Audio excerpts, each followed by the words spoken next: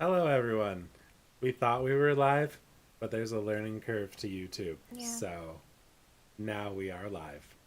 So, yeah, welcome everyone to Over Poetry. I am Few Curtis with a master's degree in poetry. And I'm Micah Cousin. Um, here to discuss two poems, public domain poem, Gerard Manley Hopkins, still enthusiasm.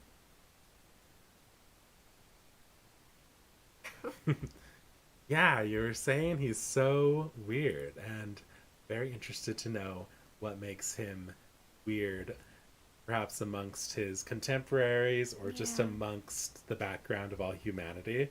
Yeah, tell me both. about this human. Well, like every book about him, every article about him is. They say that about everybody. But in his case, it is kind of true. Because he was, uh, you know, born and lived during the. Which. But his poetry was not. Like, the style of it was not like what his contemporary. And none of his work was like. In part, I think, because style was so radically different. In part, because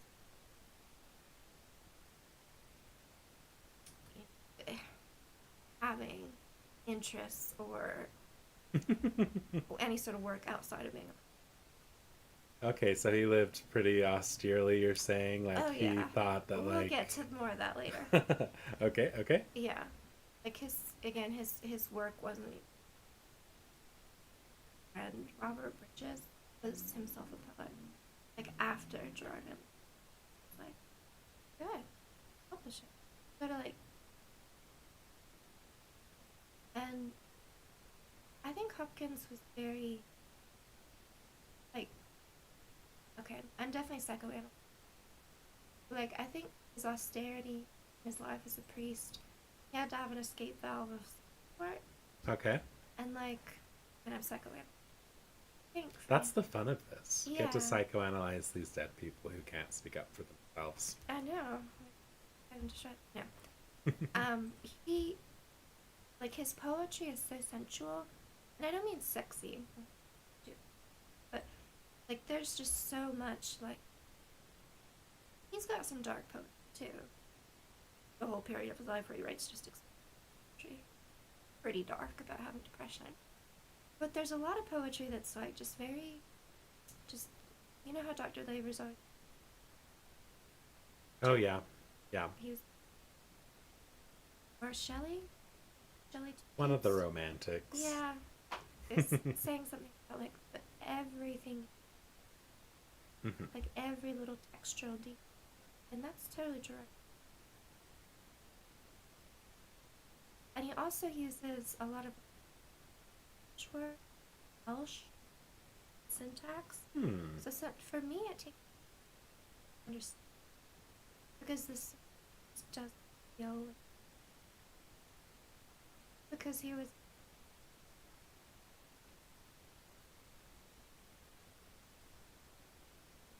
these sort of unique elements combined. You know, a very interesting and weird. And plus, he had his own perspective. He up with these words, Inscape, which inspired literary magazine Mm-hmm. at our alma mater, and also In Stress. Inscape, I think it's overused, but it basically it's been totally co-opted by the philosopher too, as it should because it's fascinating. But like it means just the interior, the thingness. Right, right.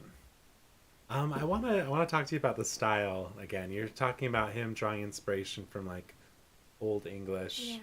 Now let me ask you: are you talking about the meter he uses in his poetry, Mm-hmm. or are you talking about, or are you talking about the words too, or Both, both? both. Like so, he has more sensual, right? Meaning Right. it's not really like iambic pentameter.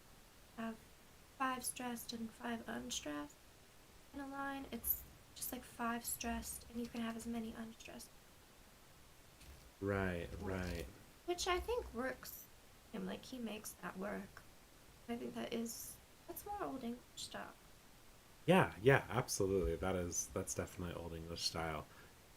So yeah, viewers out there, if you're not familiar with different um, like potential meters Hmm. or forms of poetry, in English, iambic pentameter has been the norm for most of its history, I'd say, probably. That might be that might be a little bit overselling it, but I feel like for a majority of English's poetic history, iambic pentameter has been the standard. And iambic pentameter is what is known as an accentual syllabic meter, meaning both the number of syllables in each line are important and the number of accented syllables in each line are. Other languages just have syllabic meter, such as Japanese or Romantic languages like Spanish or French have more of a syllabic meter. They don't even fit. Right, right. They Right. just go with however many syllables are in the line. And then what happened in Old English and maybe Old Welsh, definitely Old Norse poetry too, has been accentual, meaning they just care about how many accented syllables are in there, but the total number in the line isn't necessarily important. Like it's variable. So he was drawn from that tradition, which makes him stand. I mean, other people don't like. Um, I'm not trying to say other poets weren't experimenting. Right, Were. right, That Keats, even within that tier of poets, because he combined that with the unique nature. And words that something he just made up, but it kind of works. Like it kind of.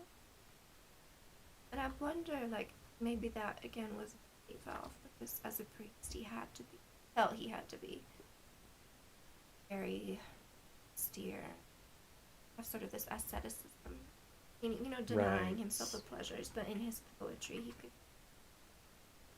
as right. Especially because he conceived of inscape as being creation's way of glorifying God. right. And so when he was writing poetry to help God's creation project their inscape, which perceiving that was called in stress, I think, when you perceive something else inscape. So So like as a that's why he felt like he could be um, more loose is not the right. He could be more expressive yeah, poetry because it had a worthy purpose. right. I think he wrestled with that all his life because again he never sought poetry. He wouldn't have wanted fame, but he obviously wanted something, and he burned all his poems when he became. Oh, I did not know that. Yeah, I think start off with a basic bio. Yeah, sure. Yeah, let's go more into this man. So a lot of the details are taken from Foundation article, so the book right here. The Poetry Foundation article really goes in depth. Born in 19, his father was actually also, but they're very very. Well, father wrote like more, and his mother was Smith. She was unusually educated. She really liked music, dramatic, and Gerard was her firstborn, so apparently she established well. And he was the oldest of 9 children. And it's very. This is going to be very. The family was very Anglican, meaning they belonged to the Church of England, and that becomes again very important later. So they grow. Gerard Manley Hopkins grows up in a very religious household, very Anglican, oldest of 9 children. And at age 10, he's sent off to a boarding school, Highgate School, um, where he starts studying poetry, and he practiced, very early asceticism, which means like withholding pleasures from himself. or sometimes like life necessities. Oh, Like no. apparently he would do these. He claimed that people drank more liquid than they needed, and so he bet that he could go a week without. And he persisted until apparently it was black, and he collapsed Whoa. in the morning. Um, and on another occasion, he did the same thing with like, salt. Oh, people don't really need it. So he withheld it from his. So he was a weird kid, like very strange, but also very very talented. Right, Like right. he was very into theology, art, poetry, and visual art too. Like it's so funny. I was reading this article. There was like apparently people have been really talking up his visual art, and people have put in artistic features and. Oh, and the person was like, "That is rubbish. Like his art is like not that good." And basically like just visual art. But Aw. apparently he wasn't. He was good. He wasn't that good. And then it's saying like it is difficult to accept the belief that critics that Gerard had more than his brother. On the contrary, the differences between Gerard's sketches and Arthur's, which others suggest a need to revise, the accepted opinion that Gerard could have been a professional painter if he wanted to, which is like the most British polite way to say he was not that good. But anyway, That is funny. but he did after Highgate. He survived. So that is his experiments, aesthetic experiments. Study, studied Christianity, literature, and then kind of the big drama of his life occurred. He started studying theology Oh, no. and questioning beliefs, and he converted Catholicism, and his kind of his whole family they did not believe that he had. And furthermore, he's just rubbing salt in the wound by one priest. Right, right. Did he. Yeah. You might be getting to this later, but Yeah. didn't he become like a Jesuit? Uh huh. And isn't that like one of the more like, I don't know, like intense versions of being a Catholic, a Oh yeah. Jesuit? Like it's very Catholic. But he wasn't Hmm. just dipping his toe in the water. He was fully like this is so Gerard Manley Hopkins. He was fully. I don't know. I don't. I think he genuinely believed it. I think he genuinely changed of heart. But um, Harold Bloom also says like he was a congenital self torture. Like he liked Aw. his own suffering, which I think kind of. But I don't. But like he just it's so dramatic. Like oh I'm. But I don't think it was just a rebellious phase. Anyway, he decides to become a priest, and apparently he was actually really inspired by Christianity, Okay. and maybe his Christianity is a particular version. We don't know that, but apparently.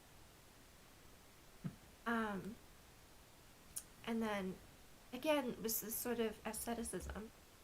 But this journal entry: by God's grace, I resolved to give all beauty until I had his leave for it. Which most priests, like you're allowed to write poetry, like you're allowed to enjoy art, if you're a Right. priest.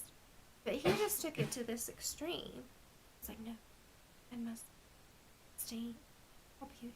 It was part of, I guess, his spiritual journey. Until God was okay, wasn't good. Yeah, that's fascinating. I mean, I definitely think that in a lot of religion, sacrifice is a component of Yeah, it, and self um, self-inflicted harm is yeah. absolutely a part of a lot of religions too. And so yeah, that's he was in it. He was, yeah. Well, I mean, I don't know. Like, I understand wanting to, like, he's a new to be focused on it. I understand. Sure, sure. But, like, there have been tons of great religious poets very much dedicated. I don't know. understand. But Yeah, yeah. I do think part of it was that conjecture. I don't know if it was religiosity. Anyway, I think he took but Okay, wait. You're saying a word, I don't know what it means. religious scrupulosity. No, I know what that is. Okay. Personal experience. Yeah. But what does congenital mean? Because I know what the second half of that word means. It was like, iconic and like, it was just part of him. Oh, okay. Like, inherent. Yeah, that makes sense. Am I saying that? Yeah, yeah, that's definitely a word, and I've heard it before. Let me look it up. Because I'm scared that I'm going to be saying something. I think that's what it means. I could totally see the etymologies of those words evolving to mean. Present from birth. Okay. So it was always part Oh, of yeah, him. I've heard of congenital, like heart defects. Yeah. Okay. Love learning new words. So he became a teacher, and he taught. He says, but it was funny. They were like Sal is a teacher. There was like he was 5'2", also extremely stern. And I'm like, well, yeah, no wonder. Like, trying to have him teach like young boys, and he's like 5'2", and like always writing. He's trying to this extremely austere like aesthetic lifestyle. I wonder they were probably baffled by him. I wonder if he like stunted his growth with all his shenanigans. I don't know. I mean, I guess people. But yeah. apparently 5'2" was short even for today. You know. Anyway. He was a short king, the first modernist short king. Yeah.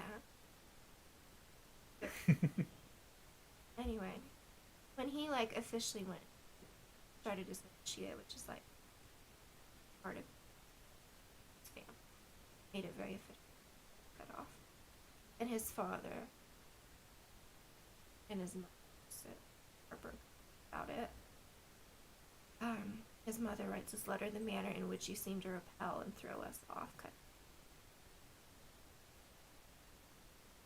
So I think it's just heartbreaking. They saw him as casting them off through this decision, and he saw them as like I think either vitally responsible for it. They just saw it as a natural. Did he see it as a natural consequence, though? I don't know. What do you think? Do you think there was some youthful rebellion in it? Like, kind of Shelley? Oh, or is it just, or was he very sincere? I mean, I feel like he must have been very sincere. Like, this was a man who put, his belief in God above everything else. Right. And so, like, he must have converted because he thought that this was, like, the right way, like, right. Whatever, the religious lineage from Christ or whatever. So, like, I doubt that he was trying to be rebellious, but I guess I could see him doing his little self-punishment thing, perhaps, self-fulfilling prophecy, causing himself. It's both. Yeah, maybe it was a bit of both. And I don't know what the family did. All we've got is these extant letters. But anyway, something a bit lighter. So he became a Jesuit priest. Right, like you said. And apparently, before he entered the novitiate, started formally the process.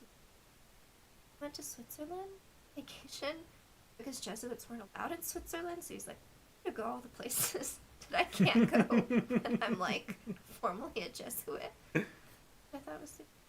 Also, That's funny. I didn't know that Jesuits were not in Switzerland. Yeah, that is really weird. I don't know why. I guess they were afraid that they start preaching. I mean, I guess I don't really know that much about that branch of Catholicism. Anyway. Sounds like that was a great time to go. Yeah, he takes up kind of teaching career. He did not distinguish himself.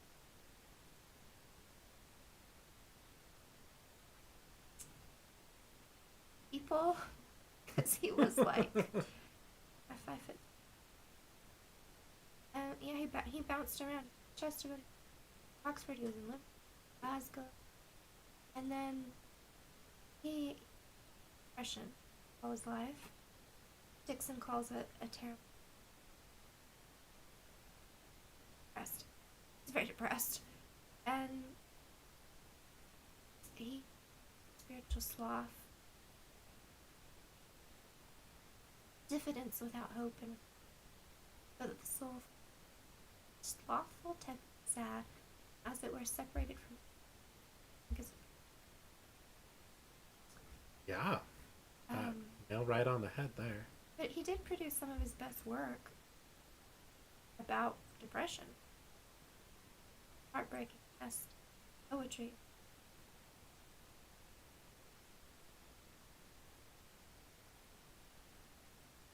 His best artistic.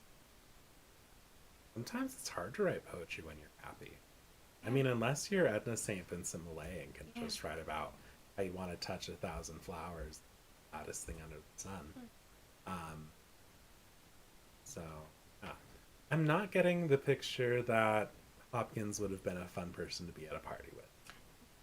So, no. He would be taking everyone's drinks Yeah. and giving little sermons about temperance. Hmm. Okay. Very dedicated. And he did, apparently, when he became a Brindle.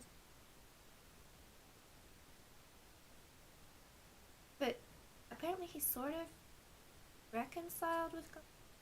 They went through this very dark a Oh, few years okay. into it. But then, like, God with God.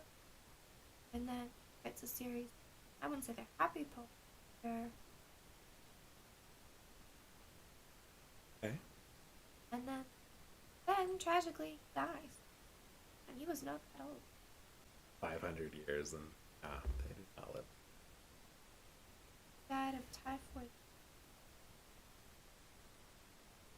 in Dublin. Hmm. I don't think.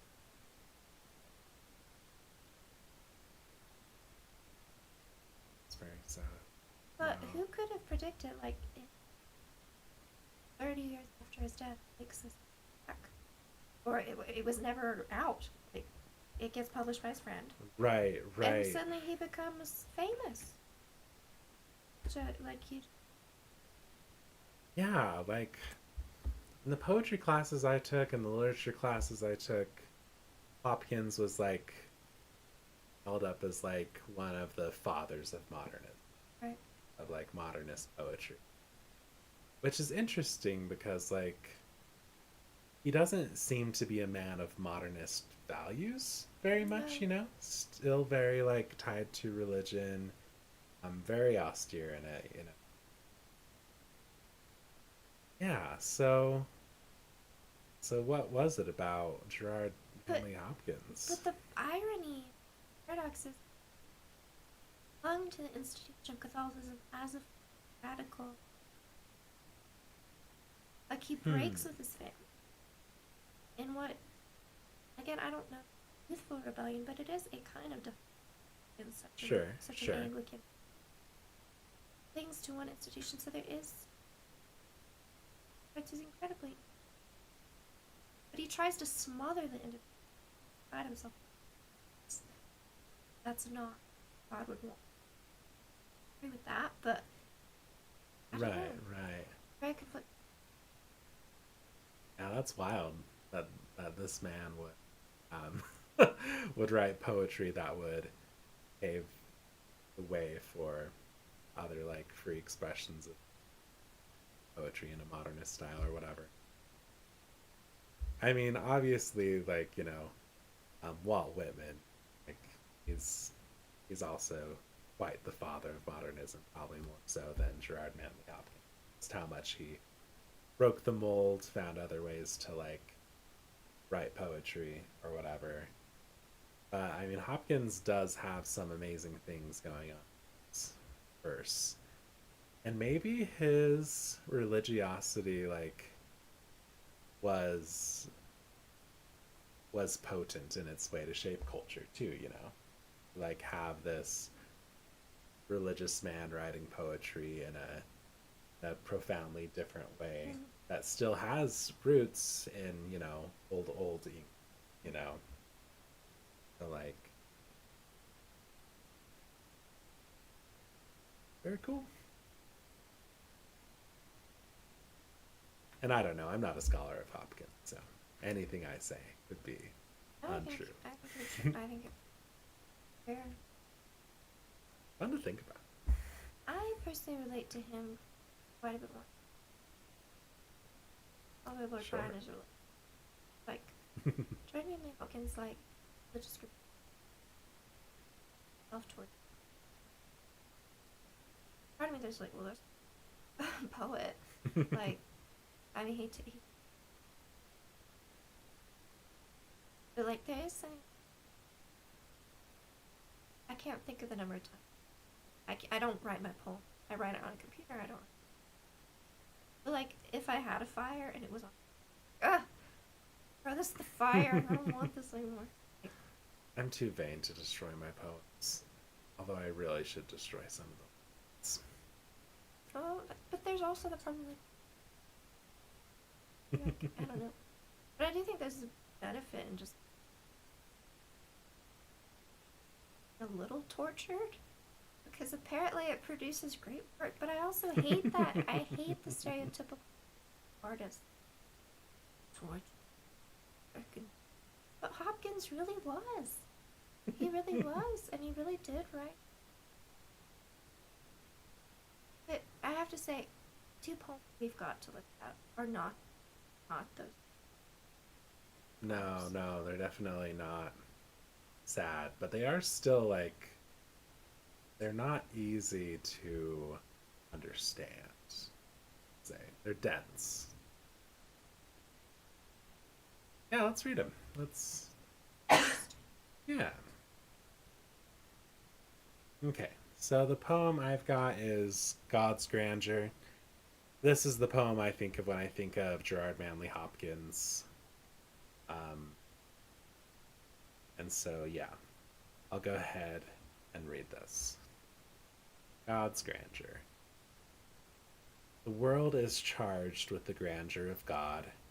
It will flame out like shining from shook foil. It gathers to a greatness like the ooze of oil crushed. Why do men then not now not wreck his rod?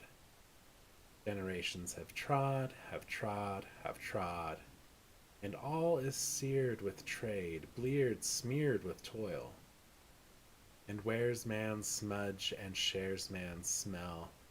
The soil is bare now, nor can foot feel being shod. And for all this, nature is never spent. There lives the dearest freshness deep down things. And though the last lights off the black west went, O morning, the brown brink eastward, spring, because the Holy Ghost over the bent world broods with warm breast and with awe right.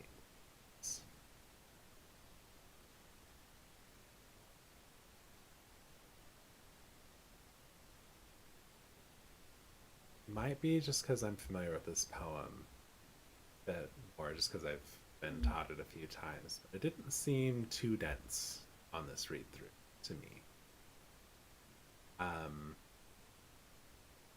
so in this poem and in other poems of his, maybe even in Pied Beauty, um, we can see Hopkins' concept of escape coming out. Mm-hmm.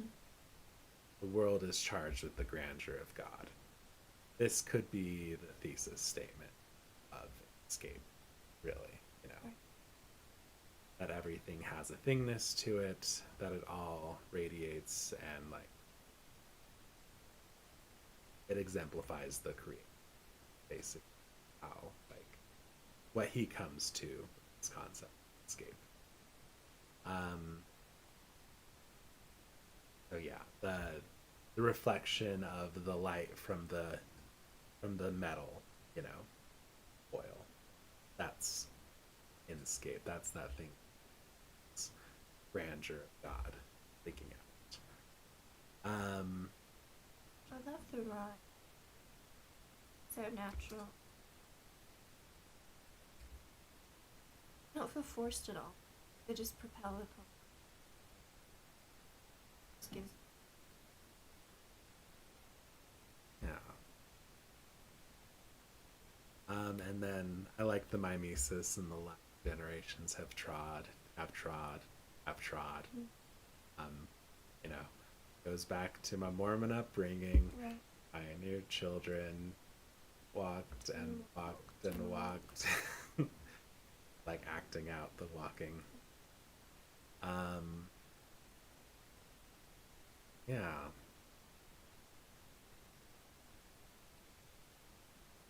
I don't. it is, and I feel like there's more to discover in it than I've yet discovered, which is a great sign of a poem. Good poem. Just also, I just love like. I think with the poem, talking only about oozing oil, and it's about toil and soil, like it's the real, tangible that we Right. encounter. So it's not saying, "Oh, God is just out." Although, I mean, that could be just saying like the creator of God,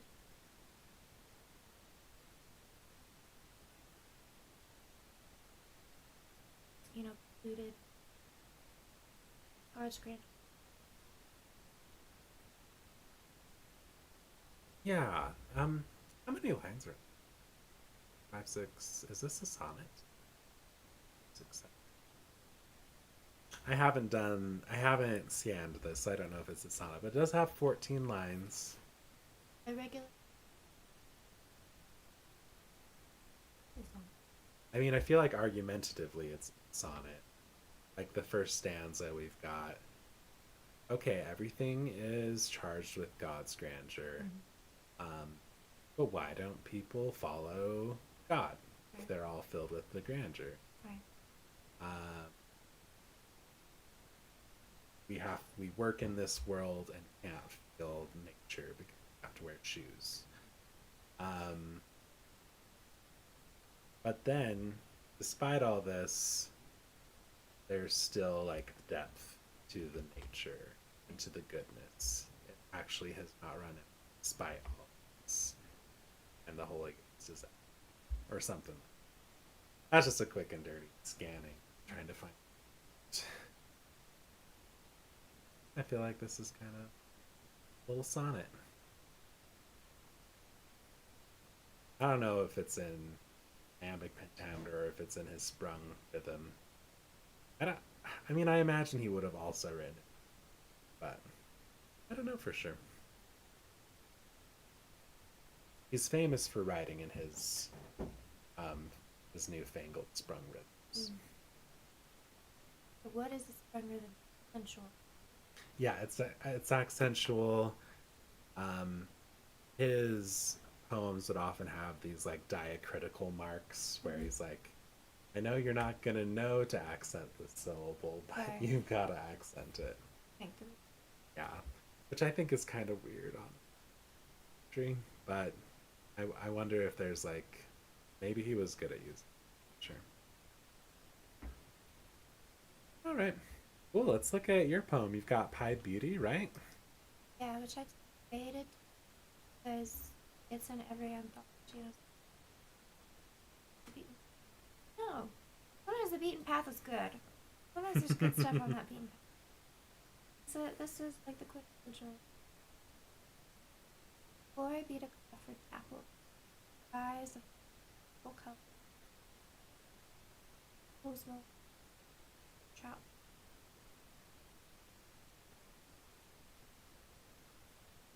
Fold, follow, and all trade.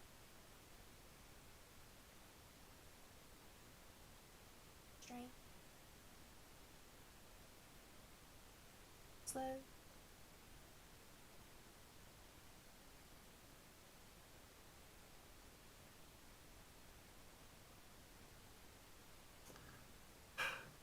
I absolutely have, the word is not kink. I have a weakness You're right. for poems that end short lines. Like, I love iambic pentameter poems that end like half a line. It's like, oh, it's so nice, especially when there's like a rhyme involved. Okay, yeah. What do you like about this poem? I like the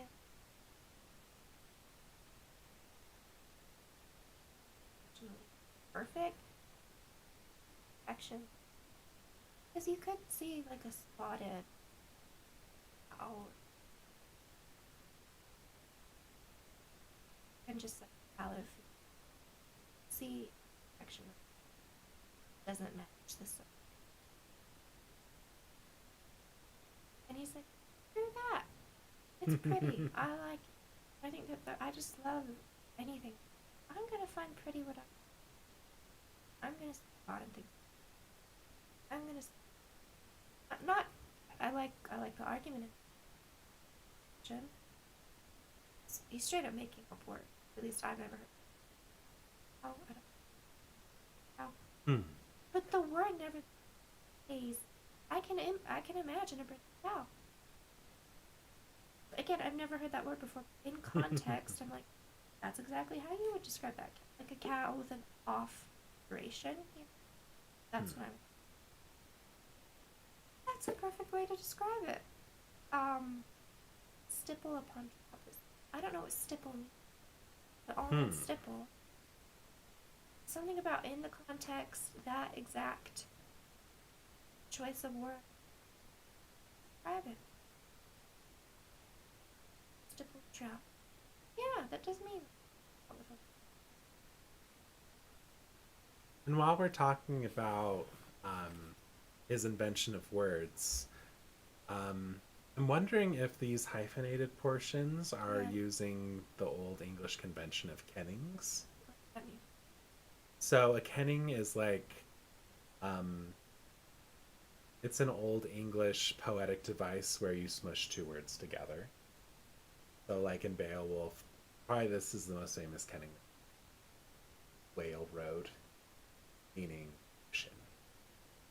And so um, Old English poetry was not only like accentual, but it was also alliterative.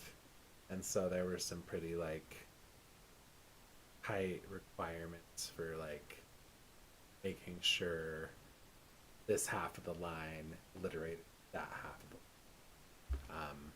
and so I'm wondering if these hyphenated parts are kennings, but I'm not sure. A dazzle. Couple color rose Oh, moles. I don't know what a rose mole. I don't either. I mean, just a mole.